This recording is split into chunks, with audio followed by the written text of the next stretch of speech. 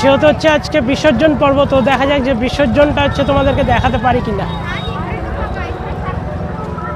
তার আগে এটা দেখতে হবে যে আমি দেখতে পারি কিনা। তো সামনের দিকে ভিড় দেখো একবার, শুধু মানে আমি যদি জুম করে দেখাই শুধু মাথা দেখা যাচ্ছে।